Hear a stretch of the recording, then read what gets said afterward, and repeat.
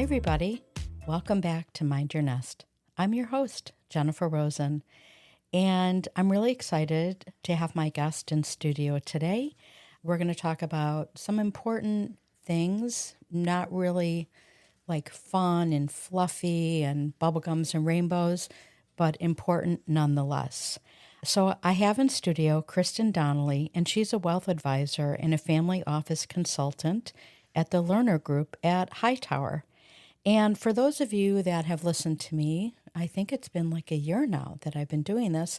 I've had several guests on from the Learner Group at Hightower, and they're so smart, each and every one of them, and they bring so much knowledge and information to myself, my family, and to anybody who does business with them.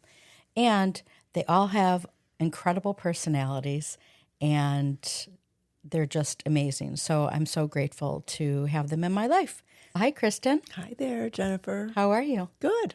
Good. It's nice to have you here. Thank you. So you're a Midwestern girl, just like me, from Lake Forest, and you're in Florida. So you don't have to go back to your childhood, obviously, but can you tell me a little bit about yourself and how you decided to come here part-time and then go back to Lake Forest and what you think of the Sunshine State? I'm actually from Michigan, but I've lived in Illinois my whole adult life. I'm actually an electrical engineer. Unbelievable. And then Everybody, Kristin is so smart. I tell my kids that all the time. Yeah. They don't But believe you me. are. Yeah, but you They don't are. believe me.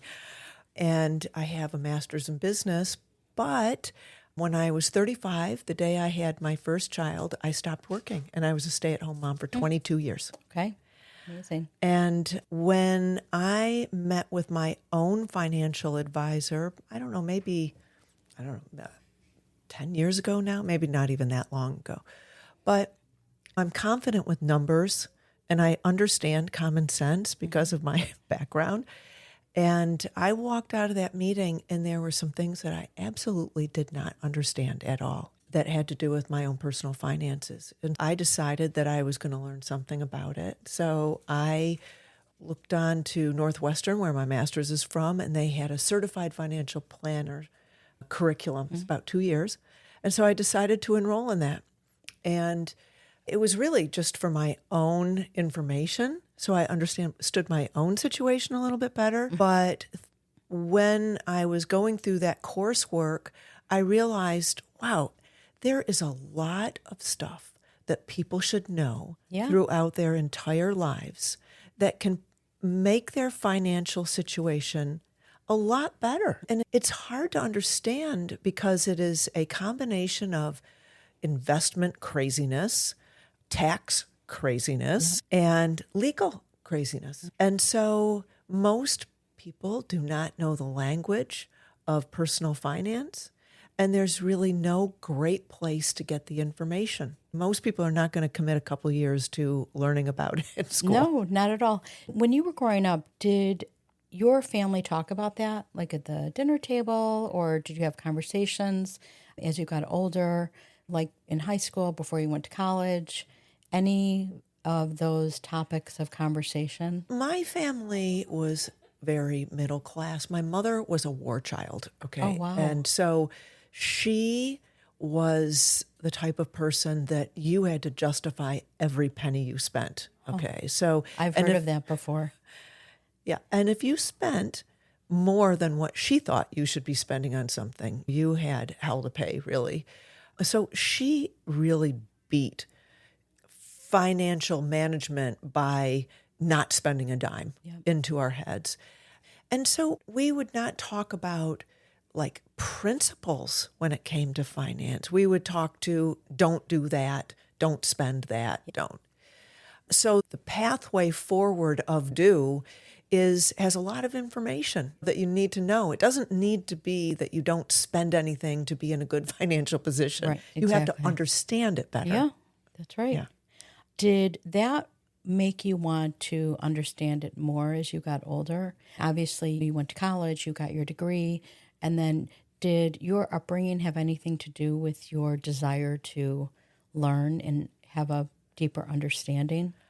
Probably. But I think everybody thinks they're doing either okay or not okay, or they don't feel like they're drowning generally throughout their lives. It's not until you really look at the bigger picture that people really come to terms with what's really happening Right. in their financial life.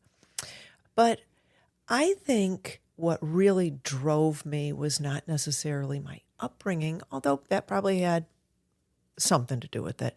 It's my desire to understand like the details. Things have to make sense to me. It has to go in an order for me. That's just how my brain works. And so I think that was the real driver. I just wanted to understand the mechanics of what they were talking about. Yeah. And did you find yourself using your personal either situation or your personal, like your own self as the, let's say, example as you were going through your degree? I feel like that is the best way to learn because when you understand a concept that directly relates to you, you can kind of quantify its meaning. And I would also say to my husband, Neil, I know our financial picture and I know your financial picture from a young person. If you had done some of the little things along the way that would have been so easy, you just didn't know. Yep. Your financial picture would have been really good to great. You know what I mean? Yeah, I do. And it would have been painless. He just didn't understand. He didn't know. And most people don't know because financial literacy is abysmal in this country. I know.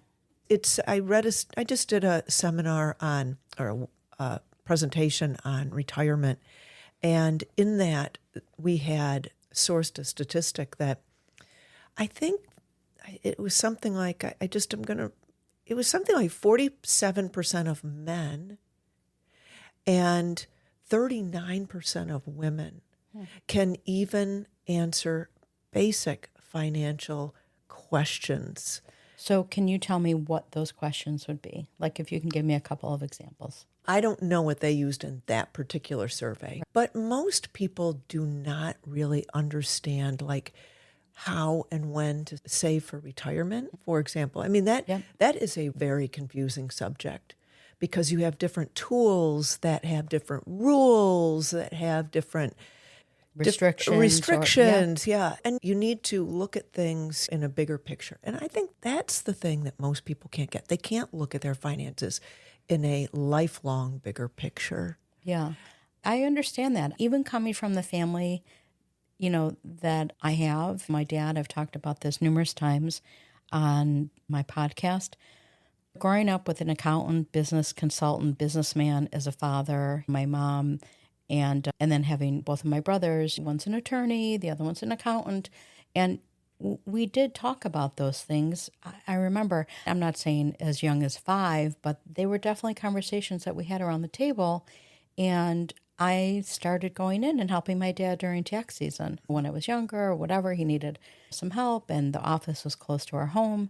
And you can't help but absorb or pick up the chatter, even if you don't understand what the words mean. You're kind of surrounded by that environment. But I would say at the ripe old age of 58 that I'm sure I did everything my father told me. I did the opposite of everything he told me to do. Of course, I needed to have 500 pair of black pants and shoes. And as I got older, I don't know why, but I couldn't figure out like what kind of couch I wanted. I was a grown-up with 2 kids, and I bought and sold more couches and whatever. And so I always joke, I'm like, oh my God, I'm sure I'll have to work until I'm 250 now. And one of the things that I've said in jest is, I just don't want, do I have to live in a shoe? It's okay if I have to live in a shoe. There are a lot of big shoes, and I could pretend I'm like a size 12 instead of a size 8, and I'll make it work. But you are right. And throughout my professional career, having never not worked since I was 13, and I think you and I have talked about this, that it's not bad or good the way that I was raised compared to other people that didn't have that type of upbringing or weren't taught in their home certain principles and in terms of planning about a lot of things, life, death, injury, all those things. And I think that my dad was the one that probably started saying, not having a plan is not a plan. And he was right. And I remember the first time that it became extremely clear to me. And that was when my dad had a heart attack in 1985. And he flatlined and he came back to life, whatever. And then my brothers and I and my dad started getting together for dinner every week and started planning his will, his advance directive, like all those important things. And we had conversations about it because the reality was he was 48 and it could happen again. The what ifs, which I'm not a huge what if kind of girl, but when it comes to this type of stuff, like as you said, your foundational, like safety, security, planning, so you're not in a panic when the inevitable happens. I did start to really understand those principles. And then when I was working, I'm sure when I had my first job at ADP, I didn't defer enough or the maximum amount that I could have to my 401k. And I remember that my dad had said something like, just start putting away what you can afford to put away. If you can't max out I forget what the percent was back then, because of your other expenses, then just put away what you feel is appropriate at the time, and then hopefully you can increase that. But I have been around more and more people, I don't know, since I was in my 40s, I would say, that are unaware and feel really uncomfortable having conversations about planning, about where everything is. Do you know? Have you started doing this? Do you have a will? Do you have a living will? And now, especially with my business, do you have a long-term care policy? So can you talk to me a little bit about the clients that you support and how, let's say if you have somebody that comes into the office that doesn't really have a clue, how you start those conversations with them? Let me just first say something that you just said, just comment on something you just said. And that is that your father, because of being in the business and your brothers, you could talk about finance in an unemotional way. In most families, finances are fighting words. Right. People have different views on how they want to spend their money, even if everybody's happy and loves each other and all. People are people, and they have different views of how they want to spend their money. And so most people cannot talk about money in a family setting without it being an emotionally bad subject. No, you're right. And so you were very fortunate because your business, your father's business was an unemotional business. It was just numbers. Yeah. And I try to do that with my kids, but I can tell you that even with me being in this business, when my husband and I would do our annual budget, it would become an emotional issue we just simply wanted to do different things. Not all the time, but sometimes. And so that's something that I think if families kind of go in together, parents would be the ones who would lead the way and kind of just learn some details in small bites about personal finance. What is an IRA? And what is this thing called a Roth? What's the difference? Yeah. And there is a place to get that information. And so I guess I go to your question is when somebody comes into the office and doesn't really know what's going on. In my particular business, I work with people who are getting divorced. And so they very often don't know. Like I might work with a spouse who doesn't know anything about their finances, nothing.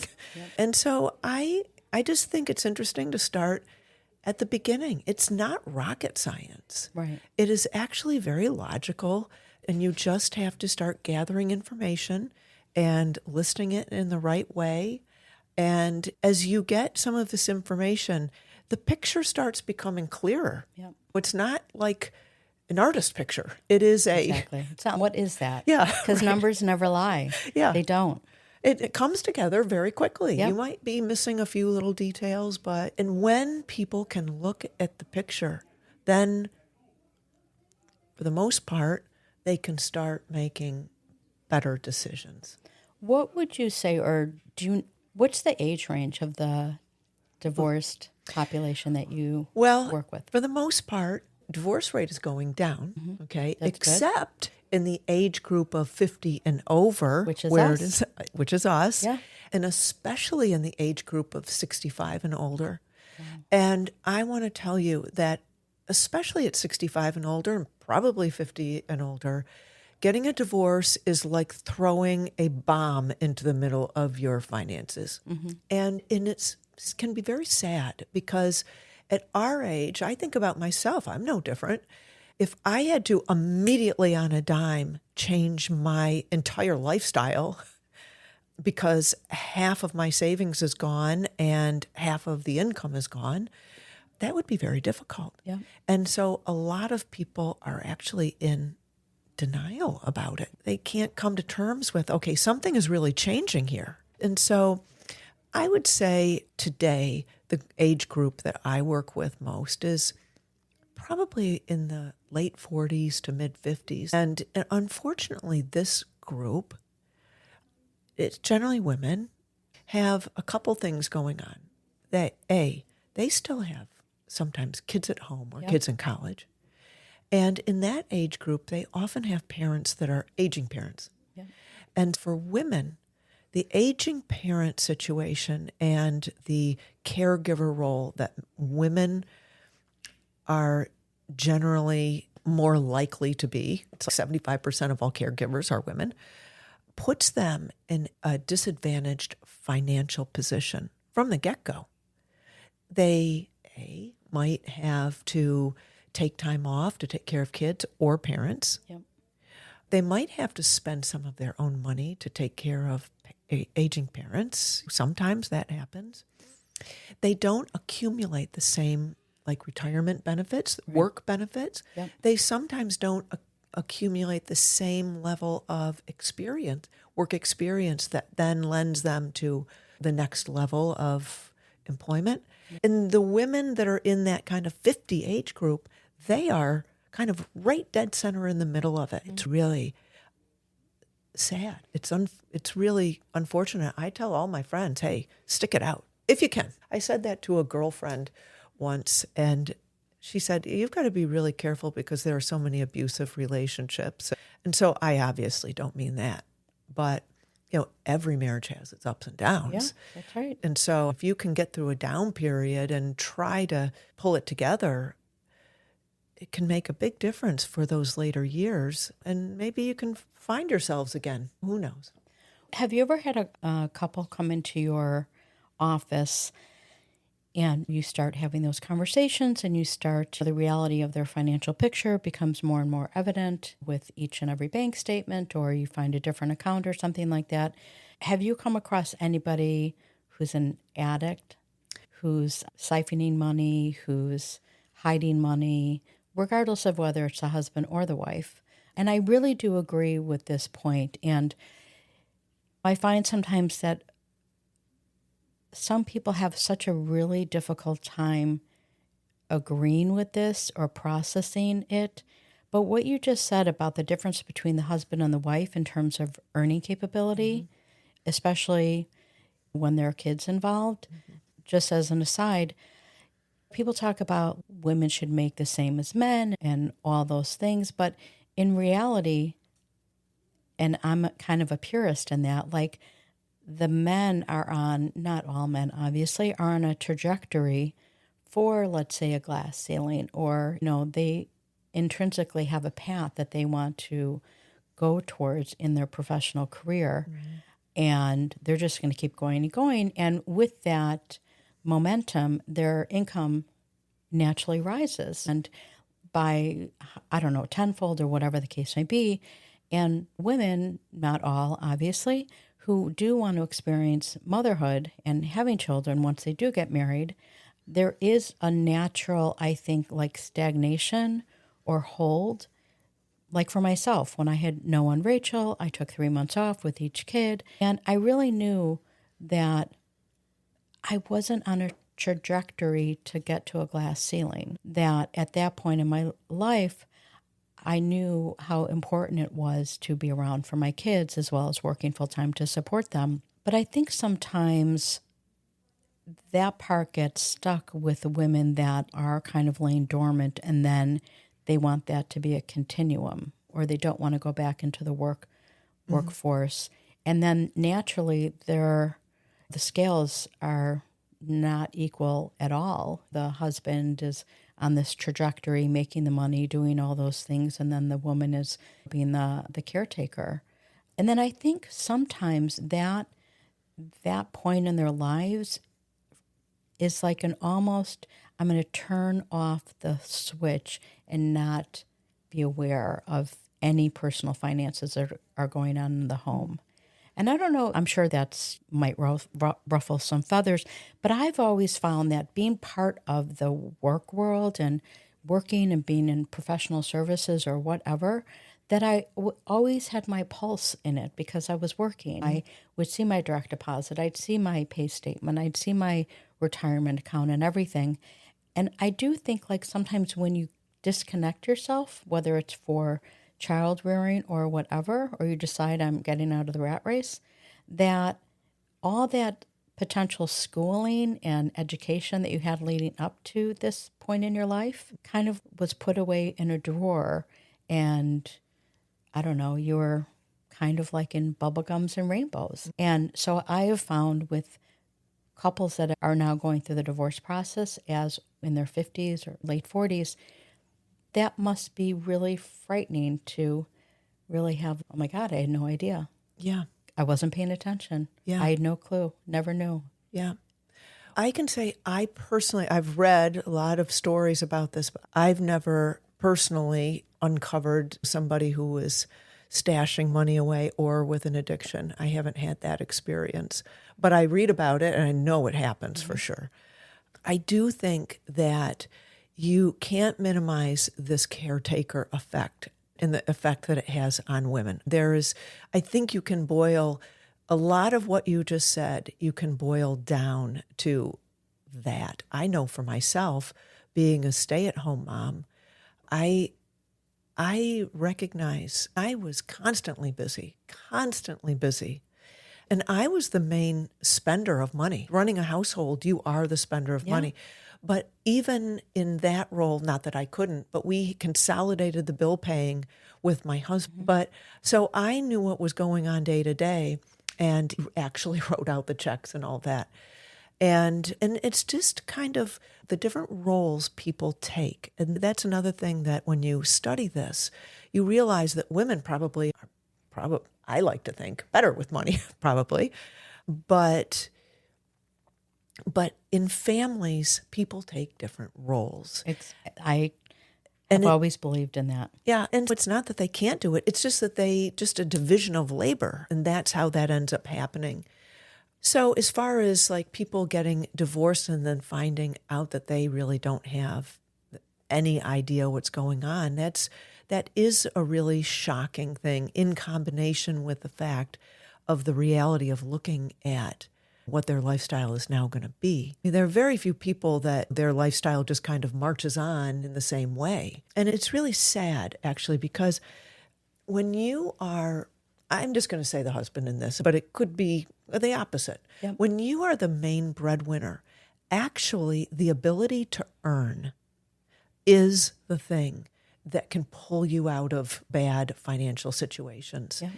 And so oftentimes when people get a divorce, you might have like a family, like maybe the wife, I'm just going to use that. I'm just going to use our stereotypical. We're going to keep in traditional roles for this.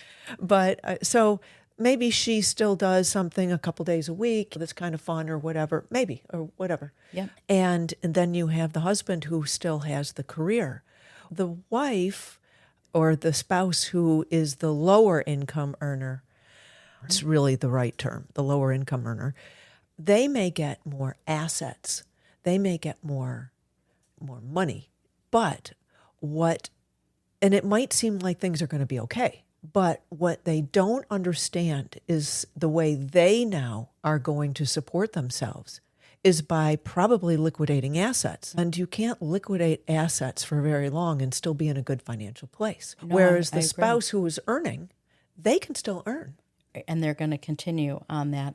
I just want to quickly say that makes complete sense because you're not equalizing, but you are bringing that financial piece in a little bit more balance when you are at the table, when you are going through a divorce more often than not for the woman. Yeah. In the short term, like In you the short said. term. Yeah. But let me just add this. I also do retirement seminars. And if you really start researching retirement, there's really actually not a lot of information out there, surprisingly. There's not a lot of information on aging.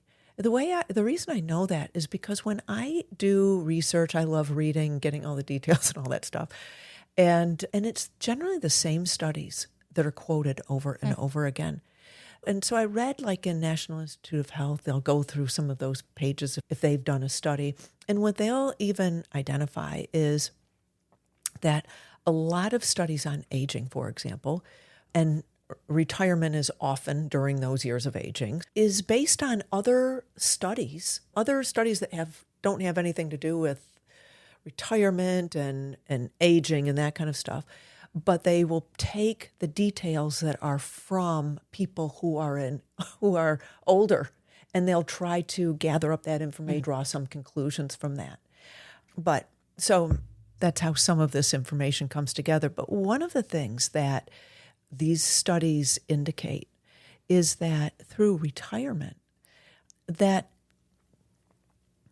one of the main ways to go into that whole period of your life that could be for decades is to stay involved, to have purpose, to stay connected.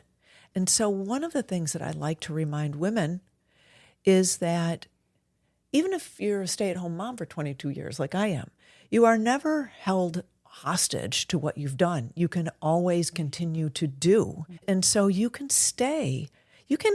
get in the workforce in a totally new, interesting way, take one little piece and go with that. You can find your way even at older ages, even after sad things like divorce. You can get back in there. You actually have a lot of skills from your life experience that we see every day that are lacking all over the place. Yep.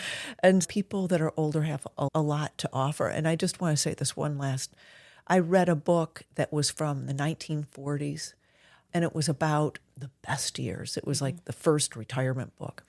And in that book, I think he was a psychologist.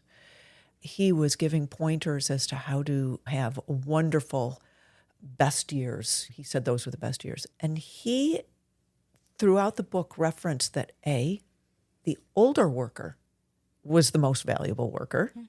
I like that. That they brought the skills and wisdom and the patience to different tasks that everybody can learn from. And that you should take those skills that you had developed through those years of working before you retired and carve an interesting pathway forward. He actually dedicates his book to Benjamin Franklin, who they probably overlapped in lifetime, actually. But because everything that we know of, Benjamin Franklin was a printer, but everything that we know about Benjamin Franklin, including being a founding father, was done after he retired. Yeah. That's amazing. Yeah. It's never too late. I felt like this, and I've always said that I'm old-fashioned, I'm an old soul. When I worked for my dad and younger brother for over 8 years, even when I was working for my dad all throughout childhood or whatever, going in and out of the firm, I've always said that my dad was the best mentor and boss that I've ever had. And that doesn't mean that I'm disparaging my younger brother or any other bosses. What I learned from him was old school. It was, Jennifer, grab a yellow pad of paper, a mechanical pencil, the 10-key calculator with the tape, and a bank statement. this was like the old school way of learning. And it was not only a lesson, but it was also a reality of keeping your brain engaged. And he said, he would say, Jennifer Faith, if you can't take these 4 things and then this, and he would touch his brain, if you can't figure this out, then that machine over there will never help you. Yeah. And it was interesting because he was right. Number one, you have to engage the brain for many reasons, just because it's interesting and you're learning and growing. And also, you don't want your brain to atrophy. And you looking at the computer and using that as your teacher, I believe, is kind of cheating in a way. And I've always been a better learner by doing, not by reading. Repetition, writing, I seem to absorb that. The rote, like over and over, do it again, do it again. If you've made a mistake, go and find that mistake with your brain, with your eyes. But my younger brother, my dad was at the end of his career. My younger brother had those principles too because of how we were raised. But he had 3 monitors on his desk. And his motivation and his looking forward into the future was about marrying the 2 and knowing that technology was eventually kind of going to outweigh the old way of doing things with a pencil and paper and everything. And I have to say that even when the server went out 3 weeks before the due date, my younger brother, he wasn't freaking out, but it created a little bit of a headache. And my dad would walk around the office with paper tax returns with his pencil, and it didn't really interrupt his day and way of doing business, that he was still going to get his work done. And I have definitely found that way of learning from both my brother and my dad to be extraordinarily helpful as I've gone through my career, and especially now working with older people and women such as myself that are in the beginning, middle, or end stages of going through a divorce that didn't have those lessons. And we all learn differently, as you said, and I find that older people learn best by doing, not by looking at a screen. But I think that it's the combination of both that has helped to continue to keep me engaged in both demographics, or all the demographics, so I don't feel that there's been a lull for me or that I've missed out on something, because I can help teach people, yes, how to use the computer to move forward, but also that the brain really is so important, especially like myself. I'm in the sandwich generation. My mom's still alive. I have 2 20-something kids, and it's unfair to put that onus on her to learn, keep up with technology, because that is just not something that I think makes sense for older people when their mental acuity starts kind of trickling down and declining. It can be really confusing, some of this, for sure. Very. And even for me at times. And I think that staying engaged in the professional world has made me a little bit more aware of, how people that aren't there to help you but are there to take from you, the scammers, really operate. And that part is really important, not just for the older population, but for anybody, for my kids, for myself, to keep them aware and for signs that somebody's trying to take something from you. Yeah. Do you have any of your clients that, primarily the woman, when they were going through and looking at what their financial picture was like, have you had those conversations in those meetings about what you just described, about the woman has however many years left that she can reinvent herself and get back into the workforce? Have you ever found any hesitation or a reaction that is less than thrilling about that? I think divorce is a sad thing. Yeah. And I think there is a level of denial about divorce. And one of the things that I've noticed is that some people get angry and they think the punishment is I am going to continue living my life. I'm just going to continue living my life. I deserve to be able to live this life. And unless there's just so much money there that nobody has to really change their lifestyle, it is going to affect both people, really. And so I feel like some of the time I've said to people, don't be afraid of employment in your future. Right. And employment well into your retirement. Think of it not as a punishment, but as a little door opening to a whole new interesting world. It can be on your terms. It doesn't have to be 9 to 5 or 12 hours a day or whatever. It can be on your terms. I think that when people keep income coming in and they are working toward that, they are working toward, okay, I'm going to get this job, I'm going to do this, I'm going to do this, it's going to be 3 days a week or whatever it is.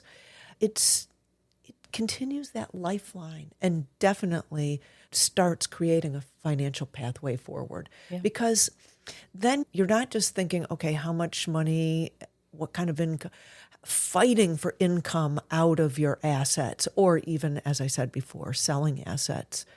But you are just a little bit better equipped to help manage some of the little bumps. You can, and this is the way I look at things, you can spend something on yourself and not feel like, okay, wow, that's coming out of my future. No, it might be coming out of your future. Yes. But if you are kind of contributing a little bit, and there's a statistic in Japan. In Japan, they live a much healthier lifestyle than we do. Yep. And so for decades, their population has been aging. They have been dealing politically with the ramifications of having people living to, big parts of the population living to 100 and beyond for decades. We're kind of just starting to talk about this. What happens if people really do start living longer when people aren't saving for retirement anyway? Correct. And so my point is that in that culture, people will retire from being an accountant or an executive or whatever they do. And they'll retire for 10, 15 years, and then they'll go back to work. Their population of 90-year-olds that are employed is significant. Yep. And as a matter of fact, this is kind of an interesting statistic, that in this country, the only age group that has increasing labor participation rate. Okay, so it's like from up to 20 years old, and then 20 to 30, 30 to 40, 40 to 50. The only age group that has increasing labor participation rate is 75 and older. I think that is fantastic. Is that incredible? Yes. My dad never retired. He slowed down. I left the Heckman Group after my dad started slowing down, but he still came to the office. He still worked on his clients. He wanted to stay engaged. It kept him part of the world, part of the industry, learning, growing, staying connected to the younger people, and he felt alive. I know that. And so I've always said that I don't anticipate retiring because I do love being engaged and being with people and learning and growing. And I love working in the population that I do because I'm finding so many older people that are just as alive and vivacious and interesting and interested. And that's why I've always had this pull towards them, because of how you described earlier, like where they came from, their stories, their wisdom, their things that they had to overcome when life was, I'm sure to them maybe it wasn't, pretty simple. There wasn't all this technology. There wasn't all the things that are now impacting our social lives and humanity at large. And I love that. They want to be engaged. They want to know. And I have found that those older people that aren't part of their community where they live, or their greater community, or the aging population, or they don't play bridge or mahjong or go for walks or whatever, that there really is, there's like this sadness, or it's like this hole that I can see when I'm working with them, that socialization, that regular conversation that doesn't exist anymore is really taking them out. And really, I think sometimes that can be the beginning of the end. Yeah. When older people feel like there's nobody, there's nothing, and they don't know how to turn that around. And so I will definitely be that 75 plus year old that's still out working in some capacity. I can definitely see that. Yeah, I know. All right. So I wanted to talk about something that you and I had talked about, I think, last year, and that I'm looking forward to going to this meeting tomorrow morning. And it's called Collaborative Divorce. Mm-hmm. So there's an organization here in Florida. I think it's FACP. It's about how that process within people that are going through divorce are now kind of shifting in, hopefully, into a mediation setting or a collaborative divorce setting to kind of get away from traditional, let's go into court and battle it out. When I was going through a divorce, I had always known about mediation. My divorce didn't go down that way, which is fine, but I've definitely heard people that are moving more and more towards that. And so I was so grateful when you introduced me to collaborative divorce. So can you tell me a little bit about how that process helps you with your clients? Okay, so I live in Illinois. I'm down in Florida right now. Yep. Because my mother passed away. She has a condo, and I can work down here because we have an office down here. So I still have that condo, and then I work. So I'm down here right now, but I live in Illinois. So this is how this works. Every state has its own rules for divorce. Okay, so it's regulated by each state. And every state has its kind of own customs. And so in Illinois, this thing called collaborative divorce is not very common. And it's certainly not as common as the regular old flat out litigation type of divorce, the type of divorce that we all think about. I came down to Florida about a year ago because I wanted to learn more. And I looked into collaborative up in Illinois. And there are some requirements to it, to getting the collaborative divorce credential up there, that are pretty time consuming. And so I came down here and I went to the meeting, collaborative divorce meeting here. Now in Florida, collaborative divorce is much more common. And it's much more used and accepted. And I actually am not trained in collaborative divorce at this point. I want to be trained here in Florida. Mm-hmm. And so that's somewhere in my future, hopefully, maybe at the end of this year, I'll finish that off because it's a training process. But when it comes to divorce, once you get past the family part, okay, the kids are going to be with you this amount of time and Christmas is going to be spent here or whatever. Once you get past that, divorce is a financial process. It is a financial process. It's like an equation. Yeah, right? It is. You take right. John and Julie out of the situation and you plug two different names in there, and yeah, it's just about the money. Yeah. And so it's really strange as somebody who's a financial advisor who has a specialty in divorce to think about, if I were getting a divorce, to not have a financial person to bounce ideas off of. Now, because lawyers they can do much of the financial analysis with their software packages and their knowledge, but they are not financial people. Right. They are all about the process of you start the divorce, you end the divorce. That's where their influence stops and ends. Mm-hmm.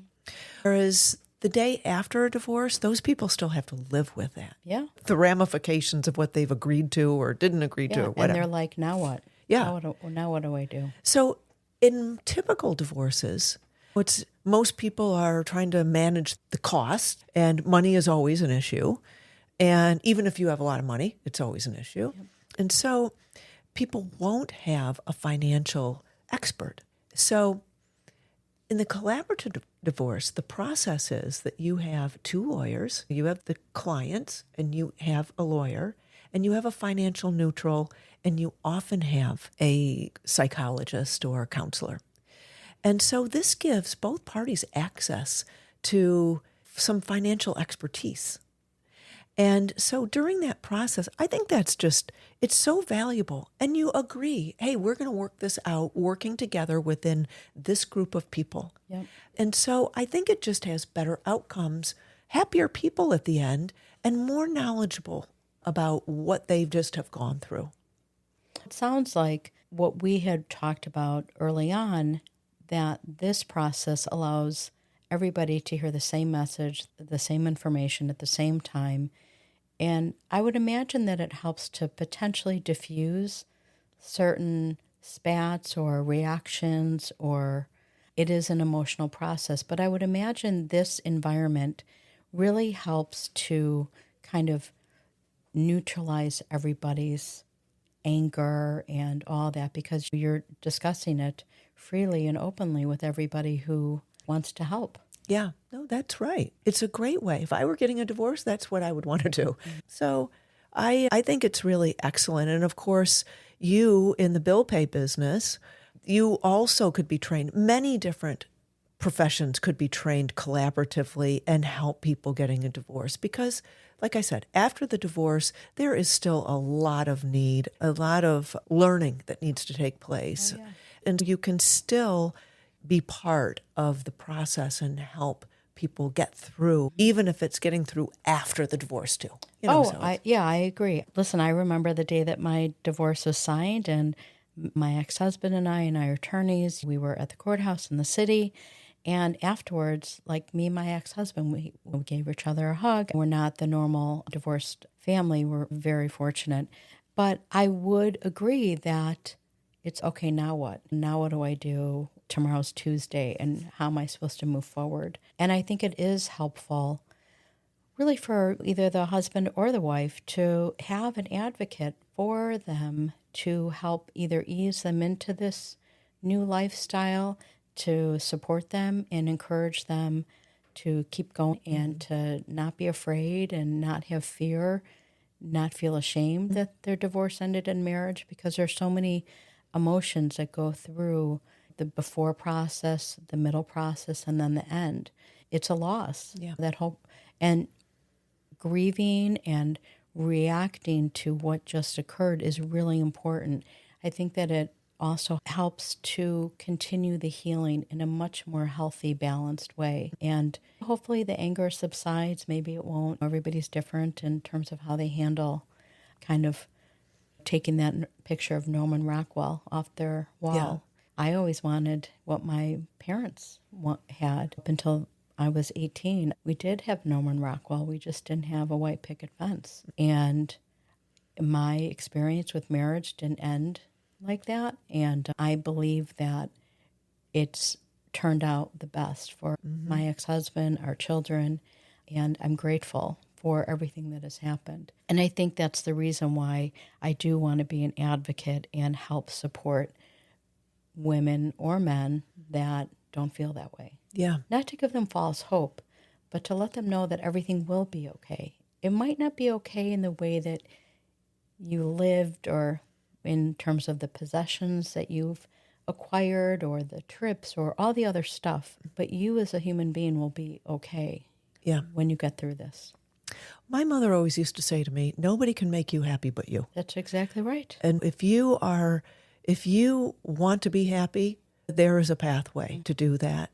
And from the financial picture, I have to say that when you do the work to really pull the information together, like after the divorce, during the divorce too, you have to pull it together because that's part of the legal process. But when the next day, and you like really look at the reality of, okay, this is now me on my own, or me with kids, or and if you can get with an advisor and they can help create the picture that you can see, all right, I know my bumpers, yep. I know what I can do and what I can't do, I know what I need to do, and I'm going to be okay. That's right. Even the worst scenarios can be promising. You know what I Yeah, mean? I mean, agree. if you know what direction to go, you can make it work out how you want it, and it's the not knowing and staying oblivious to the reality of it Correct. that is the real danger. That's the caution sign. I agree. Well, I want to say one thing in closing. When I knew it was time for me to leave, I was working for my dad and brother at the time, and I wasn't an advice seeker. I never really asked, how do I do this or how does this look on me? I always kind of knew, and I would go for help to either get that solidified or kind of help get some of the tweaks out. I'm a very private person. However, my dad always was my person for most things. And I remember going into his office one day and I asked him if he had a minute. I needed to talk to him. I shut the door. I sat down right on the other side of his desk, and he leans back on his big black leather chair and puts his arms behind him. He's so cute. Oh my God, he was the best. And I said to him, how do you know if you're happy? And he said, you must not be. I said, you're right. He said, well, what do you want to do about it? I said, I'd really like to take Noah and Rachel and myself, and I'd like us to start a life on our own. He's okay. Are you afraid of anything else? And I said, no, I really could care less what people have to say about me. This is my life, and whatever. If I'm the news of the day and they want to talk about it, good for them. He said, okay. Are you afraid of anything else? I said, I am afraid that Noah and Rachel will be without heat and air conditioning. And because I was fortunate with the family that I was born into, he said, lucky for you, your brothers would never let their niece and nephew be without heat or air conditioning. You might have to sleep in your minivan in the alley. I'm like, okay. And to tie back to what you said about happiness, there is like this fallacy about happiness. And it's impossible to believe that you can be happy every second of every day for all of your life. That's just not real. That's not true, because we all go through troubling times. But to know in yourself how to ask yourself that question personally and look in that mirror and say, I want to be happy. I'm not happy. How do I move towards happiness and start fresh? We all have it in us to look at ourselves in the mirror and just look at ourselves and look at our life and ask ourselves the question by looking at ourselves in the mirror. You can get there. It's not going to be easy.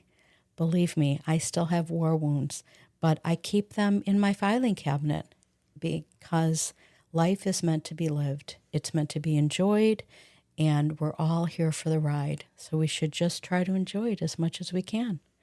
Yep. Kristin, thank you. Thank you so much. I adore you. So glad we're friends. That was fun. It was. All right, everybody, you know what to do. Have a great rest of the day, and don't forget to mind your nest.